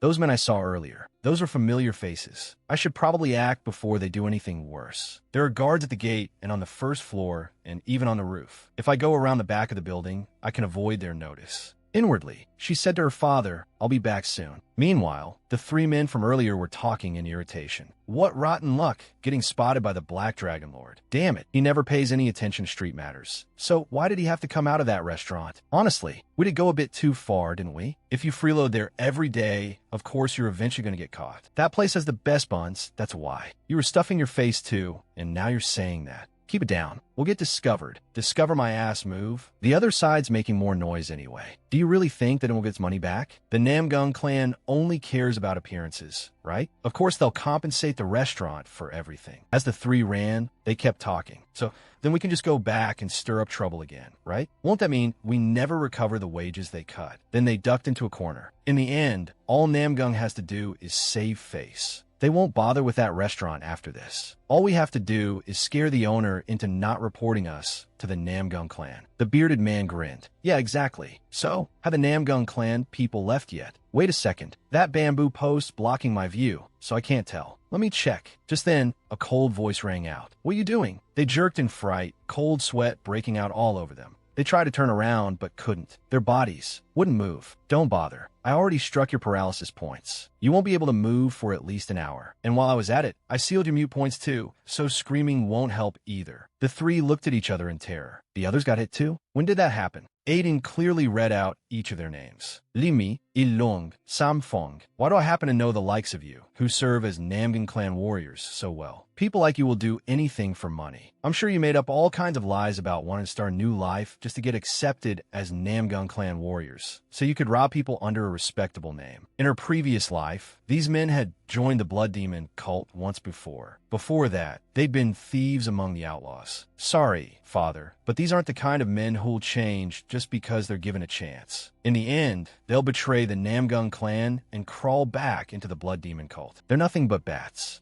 Aiden spoke coldly. With people like you, even giving you the chance to repent would be a waste. I'd like to kill you here and now, but I'll spare you, because for the moment you're still men of the Namgung clan. One of them thought, I don't know who this is, but it looks like they're afraid of crossing the Namgung clan. Good, we live. But while he wasn't paying attention, Aiden forced something down his throat. By the time he realized it, he had already swallowed it. What was that? What did I just swallow? Aiden said calmly, I said I'd spare you. I never said I'd let you go. Now all it takes is a flick of my finger, and you'll die. Hearing that, they were overcome with fear. Could be goo poison? Goo poison is made from insects. If one side suffers pain, the other side feels that pain as well. If the female is killed, the male dwelling in a person's head or heart explodes. Aiden smiled darkly. If you don't believe me, shall I show you? I can kill one of you, so the others can see it with your own eyes. That's all I'll do today. I don't have much time. We'll be seeing each other again soon. Until then, be good. Her eyes were full of killing intent. If you cause trouble again, you already know what the consequences will be. Under that gaze, all three felt a chill run down their spines and didn't dare say another word. Elsewhere, Namgung Tanvan had been waiting outside for his daughter for a long time. Seeing this, a subordinate moved to open the door and check. There's no sound at all. Something's wrong. I'll open it. But before he could, Aiden quickly came out. Seeing her, the man could only awkwardly change the subject. Oh dear, where did my money pouch go? He thought. I couldn't even hear her breathing earlier, and here I was worrying for nothing. Namgung Tanvan asked, did you finish what you needed to do? Yes. Sorry, father. I made you wait a long time, didn't I? It's fine. Your clothes are a little rumpled. Straighten them out a bit. Inside a separate courtyard on Manhwa, two people could be heard talking. It's true. Everyone's talking about it. They say a child who used to be the little pavilion master of Hoa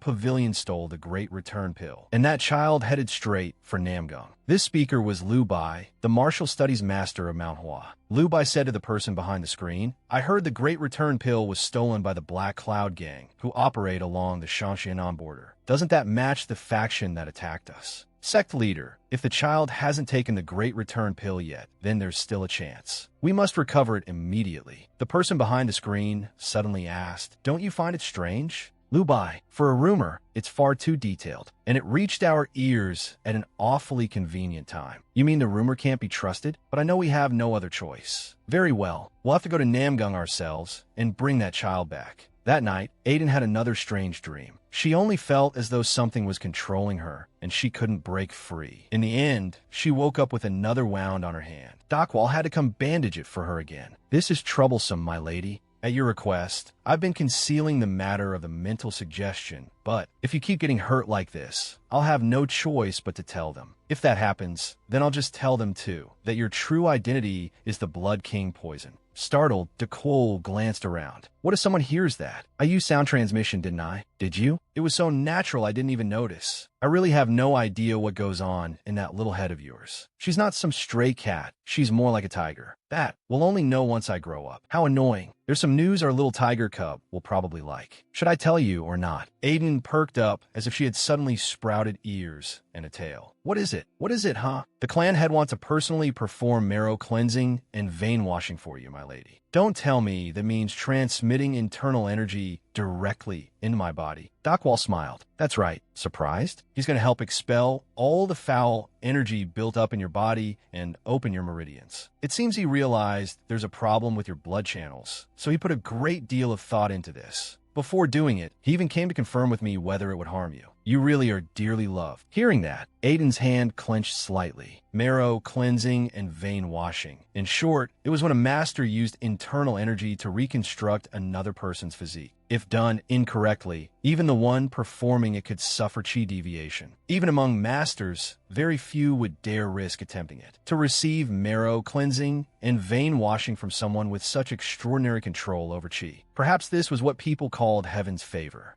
Moreover, when the one performing it was a direct blood relative, the effect was even greater. And since I'm still young now, I can obtain a martial artist's body faster than anyone else. My internal energy is only second-rate at present, but I might be able to rise to first-rate immediately. I might even surpass my previous life. At that thought, her eyes shone brightly. Seeing that, Dockwall asked, "Are you really that happy?" And Aiden blushed a little in embarrassment. Dockwall's eyes curved into a smile. So the cold, indifferent look she'd had even with her hand injured was gone after all. So she was someone who knew how to show her feelings too. Wasn't that a little too obvious? Why keep pretending? Aiden raised a hand and rubbed her chin. Compared to Tiger Cub, she did look a little cute. A while later, after changing the girl's clothes, she recalled Dockwall's praise and thought to herself, who are you calling cute? From the maidservants to Solene, she had no idea what they were even looking at to say such things. Was everyone from the Namgung clan this strange? Every single time, they invited her to a feast at their maternal home. Inside the room, everyone was chatting together. I already taught those brats a proper lesson. You did well, didn't you, father? You need to restrain your temper, Tan's son. And you didn't even ask your senior brother first. Why does Brother Tan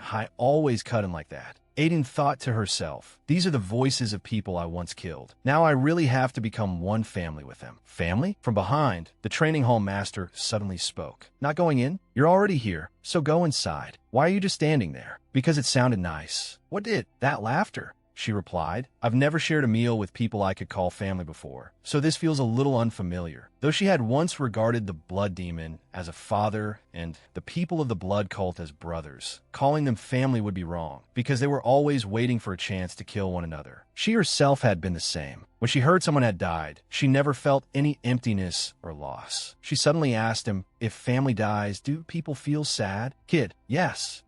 She only saw him raise his hand toward her, then suddenly flick her hard on the forehead. Then he shouted angrily, what kind of old man question is that? Don't go thinking about such useless things. Aiden rubbed her forehead in pain, but she still said, but it's something you can think about. If it were me, I'd spend that time training martial arts even harder. As long as I become strong enough, that's enough to protect my family. He frowned. Before you protect your family, learn to protect yourself first. Why is it that every time you come back, you have new injuries all over you that I knew nothing about? Don't you understand how important hands are to a swordsman? If this keeps up, even if you want to help, no one will accept it. He was so angry he practically breathed fire. I can't give you a whole lecture here. Just know this. From now on, I'll be keeping an eye on you. Understood? Yes. Aiden thought to herself, the training hall master is right. There's no time to drown in guilt. What had already passed could not be changed in the future by itself. What she had to face now was the current Namgun clan and the chaos within it, the thing she would change. Stepping into the room, she bowed politely. Greetings, honored elders. I am Aiden. Namgung Tanhai smiled and replied, Aiden, welcome back. It feels like I'm seeing your face from when you were little. You've had a hard time. He turned to the boy beside him. Say hello, Illinois Long. She's your senior sister, older than you by 6 months. Il Long thought to himself, I've lived perfectly well as the eldest grandson all this time, so why has she suddenly appeared and wants to be treated like my older sister? Somewhat displeased, he answered, Nice to meet you. Another woman also reminded her child,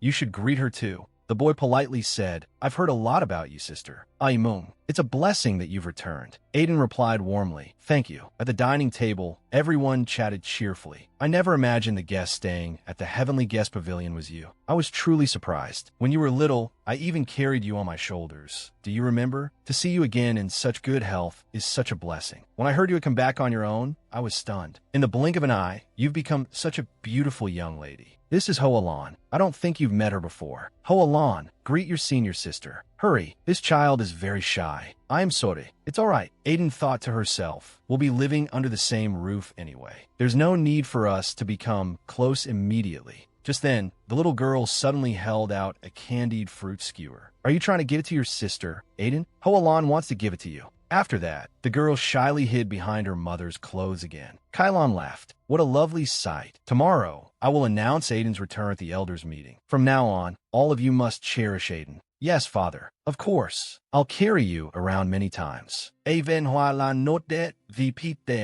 if she pulled out all my hair, I wouldn't say a word. Since everyone is here, this works out well. He set down his wine cup. I'll also speak about the decision I made this morning. I intend to perform marrow cleansing and vein washing for Aiden. The moment he said that, the whole room fell deathly silent. Namgung Tan Van asked anxiously, Is it the marrow cleansing and vein washing I'm thinking of? Is there another kind? He replied. Then you heard correctly. Namgung Tan Hai said, This is too dangerous. Father, aren't you the pillar of the Namgung clan? I'm worried that if something goes wrong, your body will be harmed. He asked, Something goes wrong? Are you doubting my ability? I'm only speaking of the possibility of bad luck. If you fear bad luck, how many things in this world can you accomplish? So you weren't asking for discussion, you had already decided. Namgung Tanhai thought to himself, if that happens, then not only me, but Il Long's dream of becoming the next clan head will grow even more distant. Namgung Tan's son stood up and said, No, calling this a welcome gift is a little much, isn't it? Does the child even want this? He answered with confidence, She's my granddaughter who survived and returned after 8 whole years. As her grandfather and as an elder of the Namgung clan, what is there that I cannot do for her? Father is speaking too lightly of marrow cleansing and vein washing. Isn't that what people call heavenly fortune, a providential opportunity? For the people of Namgung, what bond is stronger than family? Namgung Tan's son angrily argued back with his father, If you put it that way, then why have you never done it for us? Please do it for Hoa Lan too. He slammed the table and rose to his feet, his expression darkening. Why let your personal desires guide you and expose your own shallowness? Seeing that, his children no longer dared say another word. Enough. The meal is over. Aiden, come with me. Left with no choice, she could only follow her grandfather, while behind her the families of her 2 uncles stared fixedly at her. Aiden thought, every clan really does have its own internal struggles. It really is a battlefield. Then she suddenly asked something that made him stop. Am I causing discord? With his hands behind his back, he said, Why are you worrying about that? Because everyone seems to find it hard to accept. He smiled. They probably think I'm a heartless man. While Tan Van was away, I never discussed the next clan head, nor did I use my internal energy to nurture the children. Talented people are few. One child only knows how to scheme. Another knows no respect or place. How could they be like the sky? She thought to herself, why is he suddenly talking about the sky? The people of Namgung compare Namgung to the sky. Do you know why? If we're talking about the traits of the Namgung people I've met, it's the spirit of refusing to submit even in defeat. People willing to dedicate their lives in the name of Namgung. She wondered inwardly, why? Why are they so devoted to the Namgung clan? Is it because their internal energy is sky blue? He asked back, if so, then how do you explain those without blue? He continued, you have the order backwards. The Namgung clan practices the martial arts of the heavens, which is why our internal energy carries a blue hue. Sometimes, though, there are those with unique colors. Even if they practice the same art, each person has a different aspiration and spirit. He raised his hand toward the moon. Those who yearn for the evening sky bear orange. Those who yearn for the night sky bear black. Every heart that carries will may bear a different color. He clenched his hand. And when all those skies come together as one, to live one's life nobly and openly, like the deep blue sky looking down upon the world, to follow heaven's order and walk the righteous path. That is what the Namgung clan calls chivalry. He frowned. A person of the Namgung clan must always preserve the spirit of the heavens. Yet those brats, it seems they still have much to learn. She thought that he seemed to have been agonizing over this for a long time. Kylon was a man like the sky. As clan head, he maintained his pride, but at times he also knew how to use overwhelming strength to win people over. But was such a thing truly possible? Poison, evil arts, spies, betrayal, dirty tricks were endless. The Namgung clan had once collapsed because of the blood cult's despicable schemes. Aiden suddenly spoke. A straight tree breaks easily, and once a tree is broken, it cannot stand again. Is that true? Hearing that, Kylon fell into thought for a moment. That is a difficult question. To be honest, I would rather break than bend. Even if a bent tree is harder to break, if all you care about is survival, then even if you stray a little from the family teachings, wouldn't that still be best? He pointed a finger at his own head. What matters is the spirit. A tree that is easy to regrow will sprout again sooner or later. Even if it takes a long time, it will live again. But a bent tree will never grow a sturdy trunk. Its branches are weak and loose. Such trees, even if they live long, will never last 100 years. Do you understand what I mean? As long as it can sprout again, as long as the spirit is passed on, that is enough. One day, it will bud and grow anew. She remembered her previous life. Right after the Namgung clan fell, she had died too, so she did not know whether Kylon's words were true. Was it really so? Could the saplings that had not yet been cut down grow and defeat the blood cult? Until the very last moment, those people had still protected the clan's secret manual. In truth, the blood cult had never managed to break their spirit. He suddenly asked, "What about you? Do you still want to live as a member of the Namgung clan? Tomorrow, at the Elders' Conference, I will announce your return. But if you do not want that, I can also keep your existence secret." Aiden stayed silent and listened to him. "You are the child the Namgung clan has searched for over the past 8 years. Once it is officially acknowledged that you belong to the Namgung clan, can you imagine how much attention will be focused on you? Wherever you go, whatever you do, people will watch you. They will weigh your every action, criticize you, slander you. I fear it may be too much for you to bear." Aiden answered in a firm voice, "No, I am a member of the Namgung clan. All the arrows aimed at the Namgung clan, I will receive them." At last, she looked him straight in the eyes and said, "I have already resolved to live that way." The next day, the scene shifted to the dull, lifeless face of one of the Namgung clan guards. Not only him, but everyone in the training yard was currently being trained by Aiden.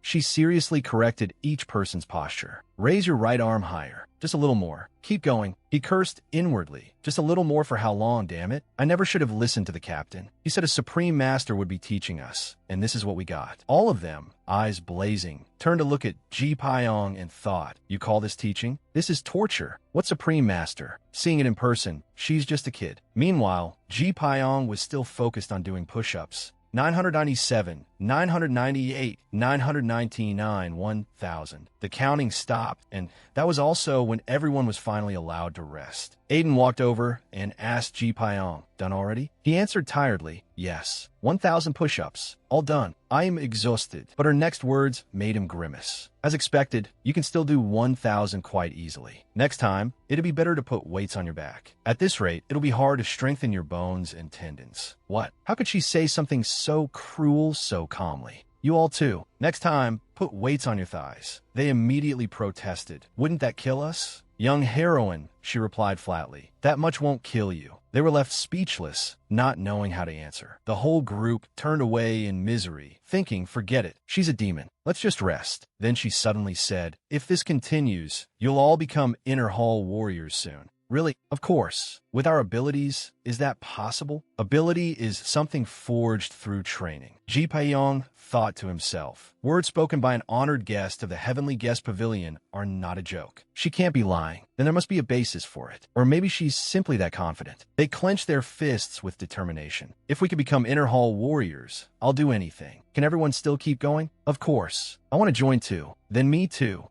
But Ji Pyong still felt uneasy inside. Young heroine, don't you know? No matter how much we train, no matter how much stronger we become, we are still only. The next morning, Kylon could hardly stay still because of just one thing Aiden had said. May I call you grandfather? Of course. From now on, call me that often. Hearing it makes my heart feel so light. On such a joyous day, what could make me happier than you accepting us as your family? You seem to like it very much. Everyone here will care for you, so don't worry about anything. Now, hurry and greet them. She bowed her head and replied, yes. First were the elders of the clan. You've suffered much, granddaughter. I still clearly remember your face when you were just a baby. To see you again now makes me so glad. Your return, still clever and bright as before, is a great blessing for the entire clan. Next were the Hall Masters. I am Namgung Gi Beck, Hall Master of the Enforcement Hall. When you have time, come visit the Enforcement Hall. I am Namgung Sora, Hall Master of the Finance Hall. Thanks to Miss returning on her own, the Namgung clan has saved 300 taels of gold. We are deeply grateful. I am Namgung Iwam, Hall Master of the Outer Hall. We've met before, haven't we? After that came the leaders of each combat unit. She thought to herself, everyone is greeting me with smiles, but how sincere are they really? Among them, is there anyone I can trust? So he's worried that those old foxes might manipulate me? That's not entirely unreasonable. To them, a granddaughter with amnesia who wandered for 8 years is no different from an outsider. To solidify my standing in this clan, I need to show them. She bowed before Kylon. Grandfather, I've come to pay my respects. So, at last I get to hear you call me grandfather. Before this, you always call me clan head. People say a single inch of affection is worth more than 1,000 pounds of gold or stone.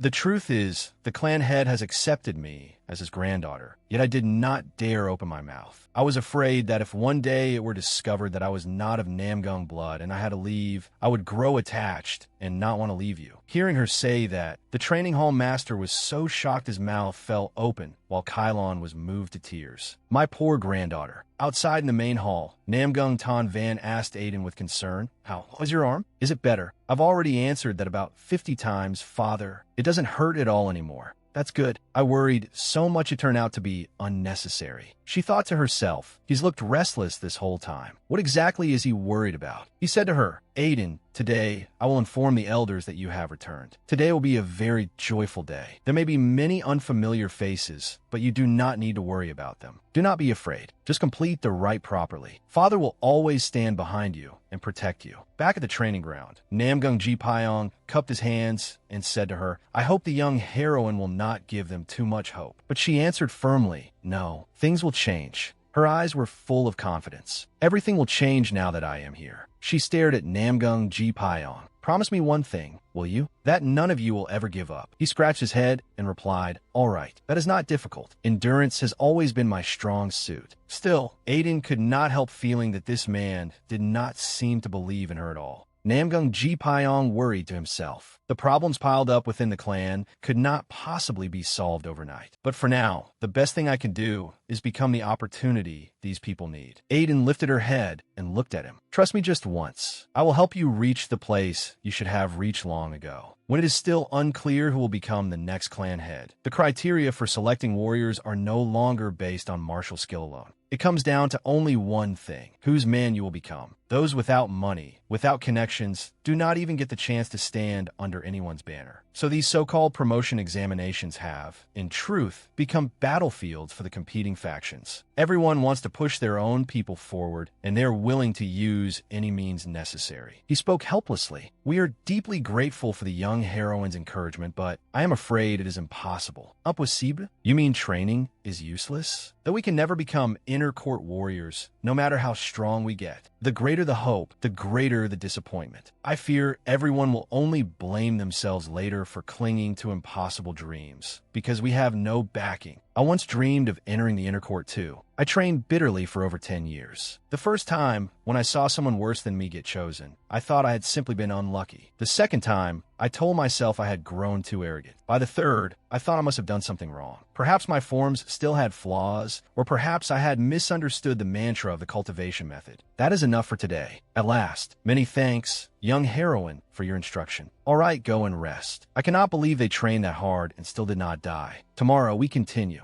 You have worked hard, young heroine. Thank you. He wiped the sweat from his brow. All we can do, after receiving your guidance, is thank you from the bottom of our hearts. You are all doing very well. Starting tomorrow, I will wait for everyone at the Hong Long Squad's training ground. You mean our Marshall Field? That is right. I am afraid I will not be staying at Tianjin Pavilion much longer. Could it be that the young heroine is leaving? Only leaving Tianjin Pavilion. She thought to herself, because before long, I will no longer be a guest, but a member of the Namgung clan. Please pass the message to the other warriors as well. They must all come on time tomorrow. Encourage one another well, so that no one gives up halfway. As for Aiden, how many people here could truly be trusted? Measuring the hearts of men was no easy matter. She should not be hasty. For now, the only way was to clash with them directly and find out for herself. Kylon stood and said, "Our Namgung clan has finally found the child we lost for 8 long years. When we posted notices throughout the world searching for that child, then now that the child has returned, the whole world must know it as well." He placed a hand on her shoulder and declared, "Post a new notice across the Central Plains. Open the main clan treasury and allocate funds to spread word far and wide of the child's return." The elders lowered their heads and cupped their hands. "We obey, clan head." He raised his voice. "Those who stand against the Namgung must understand clearly that behind the child they are targeting stands the Namgung clan. Namgung will never repeat the same mistake again. We must always remember the pain of losing the child for 8 years and the joy of being reunited today. We shall follow the clan head's will. The child who would one day become the sky of the Martial Alliance, Aiden of the Namgung clan, had finally returned to Namgung. At Yunxiu Pavilion, Aiden and her father were strolling together. It may be a little too large for your residence, but this used to be your grandmother's quarters. She loved flowers and engraving. This place is called the most beautiful residence in Namgung. Your grandfather specially granted it for that very reason. Perhaps he wanted you to look upon many beautiful things. A servant suddenly reported, "Eldest young master, the chief steward and the lord of Thiphong request an audience." "Shall I let them in?" Outside the gate, the 2 men stood with folded arms, refusing even to look at each other. Thiphong soared, "Why did you follow me here?" "As you can see, I came because I have important business." "Must one have important business to come here?" "I simply wanted to visit the little girl." "That is absurd. Barging in on a whim, just because you want to see her, is discourteous. I am very close with the little girl, so what is wrong with that? The young lady you call a little girl? Oh, you seem jealous. Or is it because you can no longer be close to the young lady as before, and that makes you gloomy? What nonsense. Ah, then are you envious because I am close with the young lady? If you are jealous, that means you have already lost." Namgung Tanvan approached and asked, "What are you two discussing so cheerfully?" "Perhaps I should have arrived later, so as not to interrupt." The chief steward immediately stepped forward and took his hand. "Not at all. You have come at just the right time. It is an honor to meet you, eldest young master." "Greetings, young lady. I am Namgung Mun, the chief steward of the clan." "Greetings, chief steward. I am Aiden of the Namgung clan. Just call me Steward Grandpa, as you always used to." "Yes, Steward Grandpa. But what is all this?" In front of her stood a cart piled high with gold, silver, and jewels. Namgung Mun answered, "Jewels, silks, gold ingots, and spiritual medicines bestowed upon you by the clan head, young lady. This much. Please do not refuse. These are things that should have belonged to you long ago. They are merely being returned now. Would you like to look through them? Gold ingots are self-explanatory. Put them away. These are the finest silks and fabrics. We have also prepared garments in advance, so the young lady need not sew anything herself." She thought to herself, "Then what am I supposed to do with the fabric? These are spiritual medicines to nourish the body. We have removed the dangerous ones, but you absolutely must not take too much." She thought again, "Even if I drank them all, it would probably take months." Now then, this is what will truly surprise the young lady. Aiden slowly opened the box. Inside was an exquisite set of jewelry. "This is a treasure the clan head purchased while away on diplomatic business. Even before your return, he kept it safe because he was thinking of you, young lady. Is it not beautiful?" Behind her, the 2 men whispered among themselves. The master of the treasury branch did not part with it easily, did he? He wailed and cried so loudly that I had no choice but to knock him out and bring it away. Still, it was the clan head's order, so what could I do? Then the martial hall master suddenly said, "But it seems the young lady does not like it very much." Namgungmun bristled. What are you saying? Are your eyes failing you? She clearly likes it very much. Not at all. With that look on her face, it does not seem she likes it one bit. You understand nothing. The gift the little girl truly likes is this. A congratulatory gift from me for your return. Take it. Would you like to open it? He had given Aiden a sword. May I draw it? He replied, of course. The blade slid free smoothly, the steel clear and bright, a chill spreading from it. There was no need even to swing it to tell this was a formidable famed sword. She asked him, is this made of cold iron? You recognized it? Then you must also know how precious weapons forged from cold iron are. This, you are really giving it to me. That is right. Do you like it? He reached out and stroked her head. If you are happy, then I'm happy too. As it happens, this used to be the sword I wielded. He said to her, become this sword's new master. Does it have a name? It uses the characters for Myriad and Lightning, so it is called Myriad Lightning. But it is yours now, so you may call it whatever you wish. May I try using it? He thought to himself, she likes it that much. That alone satisfies me. It was worth staying up all night polishing the blade. Go practice in the private martial hall. If you play around too wildly and get hurt, that will be troublesome. Honestly, they never let someone finish speaking. So nimble. Zulfust, who taught the little one to leap into the air like that. Ah, Chief Steward, it is fine. Seeing the young lady this happy is comfort enough for me. I believe the clan head's feelings have already been conveyed. As for me, I must think about what I should present to her. You there, arrange these items neatly in the young lady's room. Yes, a servant asked. Chief Steward, another gift has just been delivered for the young lady. Shall I place it in her room as well?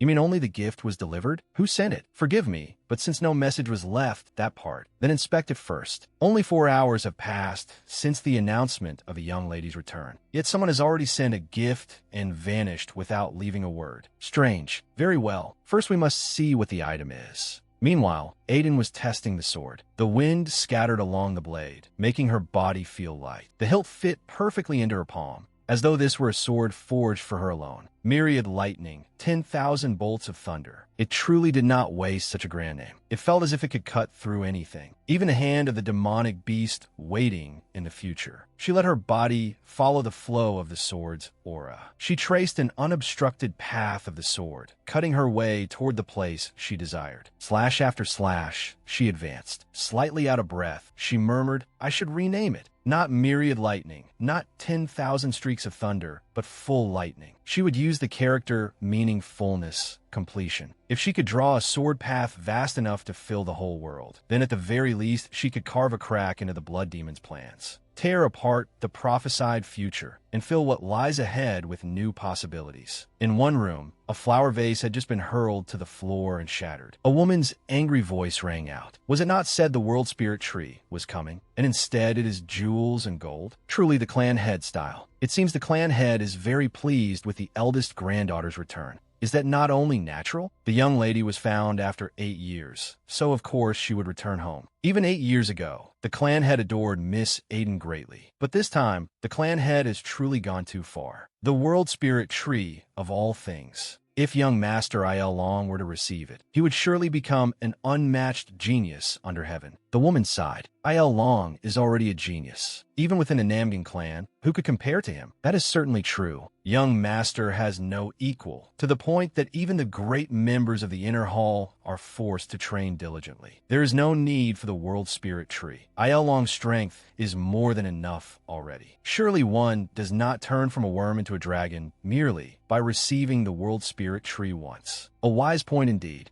Precisely why it must be proven. She lifted the teacup to her lips. Half a month from now, it will be the Heavenly Martial Festival. Are all preparations in order? Yes, of course. Not only the warriors of the outer and inner halls, but even the accomplishments of the direct line will be evaluated. So we have prepared thoroughly to ensure that nothing goes wrong at the ceremony. Good. In half a month, a worm cannot become a dragon. But her gaze turned cold. Under no circumstances are those insects to be nurtured. The next day, Aiden was summoned to Kylon's room. Someone sent this for you. It was left behind by a man who came to collect grain. He said it was a gift for you. Have you caught that man? We did, but he had nothing to do with this item. It seems someone paid him on the way here and had him deliver it as a favor. Namging Mun said, this subordinate used truth serum to interrogate him. There is no possibility of error. It does not look like an ordinary gift, no matter how one sees it, which is why I called you here. He asked, "Do you know anything about this?" She thought to herself, "It has not even been half a day since news of my return spread, and those leeches have already caught the scent. I did not expect the 12 death assassins, the 12th moon, to come looking for me this quickly. By leaving behind this token, they mean to stake all the status and reputation they have built up until now on a fight to the death. Or perhaps they simply mean to send a message. The fate of a traitor is death, and they intend to settle it in a proper duel. They are calling for me. I have to go meet them." "Absolutely not. I have to go. This has nothing to do with the Namgung clan. This is my personal matter, and I must handle it myself. You are a member of the Namgung clan. How can your affairs have nothing to do with Namgung? It is the clan's duty to protect you." Aiden still wanted to say more, but his voice turned cold and cut her off. "Enough. I know you have been placed under a restriction and cannot say who sent this, but I cannot send you to your death while knowing nothing at all. You need only concern yourself with your own safety. Leave this matter to the clan elders." After that, he ordered the chief steward to put the object away. Even Namgung Tan Van dared not go against him. "Aiden, no. The 12th moon must certainly know about the suggestion spell.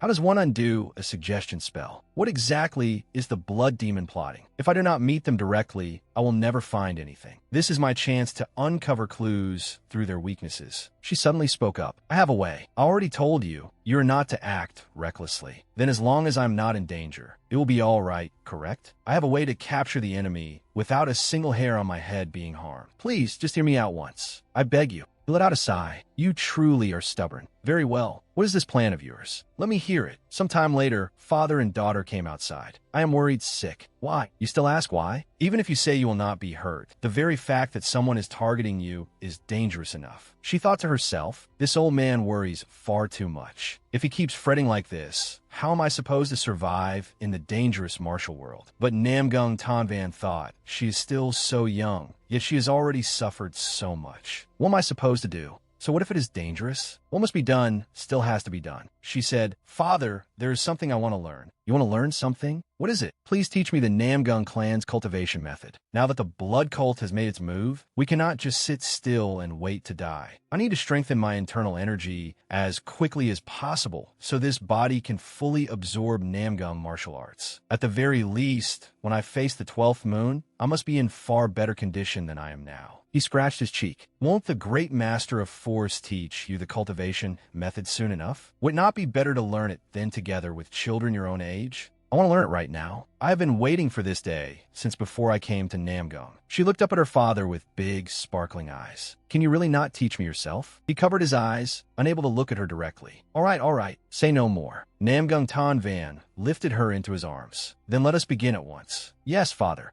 After that, the two of them entered a room. He placed his hand on Aiden's back. "Now I will recite the formula while guiding your internal energy. Remember the flow of the energy well." "Yes, the cultivation method I am about to pass on to you is the foundation of all martial arts of the Namgung clan. It is the process of drawing the broad, pure chi of the vast heavens into the body. The heavens stretch over every patch of earth on which we stand, so to breathe, to feel the wind, is itself to sense the heavens. The vast heavens are not somewhere far away. They exist all around us. And so the chi of heaven and earth transforms in immeasurable ways in endless harmony. To harness the chi of heaven and earth is the core mental art of the Namgung clan. Like this, the great expansion divine art of the vast heavens, the four great elemental divine arts. Feel the flow of chi coursing through your meridians.